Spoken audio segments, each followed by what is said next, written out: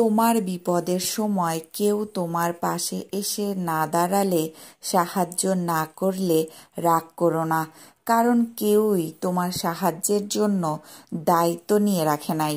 তোমার কঠিন পরিস্থিতির সময় যখন কেউ বুঝেও না বোঝার ভান করে থাকে, তাদের দোষ দিও না, কারণ কেউই তোমাকে বোঝার জন্য মানুষ হয়ে জন্মায়নি। তুমি আলাদা, বন্ধুত্ব করা যায় না বলে হিংসা করো না।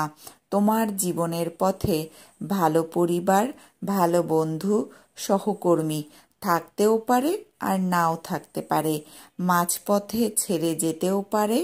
মূল বিষয় হচ্ছে নিজের গন্তব্য পর্যন্ত নিজেকে পৌঁছানো। যত্ন নেওয়ার মানুষ পেলে তাদের যত্ন গ্রহণ করো। কেউই কি নেই?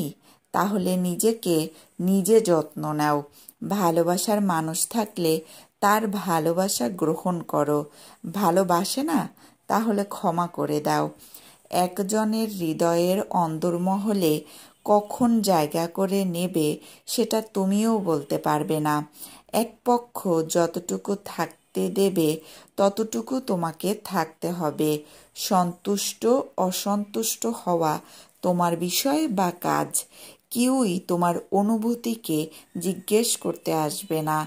এসব স্বাভাবিকভাবে ঘটা ঘটনা।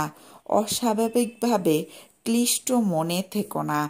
নিজেকে নিজে মানসিক প্রশান্তি দিয়ে না রাখলে কেউই তোমাকে মানসিক শান্তি দিতে পারবে না। তাই নিজের শান্তি নিজেকেই খুঁজে বের করতে হবে। আসসালামু আলাইকুম, কেমন আছেন সবাই? জাহান কিচেনে আপনাদের সবাইকে স্বাগতম। আজকে আমার রান্নায় ছিল মূলো দিয়ে চিংড়ি মাছের ঝোল।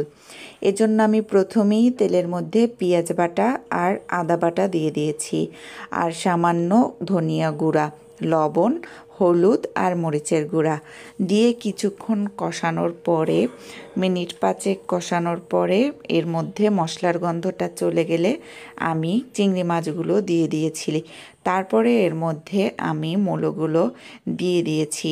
মূলোগুলো আমি খুব ভালোভাবে কিছুক্ষণ কষিয়ে তারপরে ঢাকনা দিয়ে ঢেকে রেখেছিলাম মিনিট 10। এরপরে যখন কিছুটা সেদ্ধ হয়ে এসেছে, পুরোপুরি না, 80% যখন সেদ্ধ হয়ে গিয়েছে, তখন আমি উপর থেকে কিছু কেটে রাখা টমেটো দিয়ে দিয়েছি আর ধনেপাতা দিয়ে খুব ভালোভাবে মিশিয়ে নিয়েছি, যাতে এগুলো খুব ভালোভাবে মূলোর সাথে মিশে যায়। এরপরে মিনিট 5 রান্না করে টমেটোটা জাস্ট সিদ্ধ হয়ে আসলে ব্যাস, আমার তরকারি পুরোপুরি রেডি। ধন্যবাদ সবাইকে।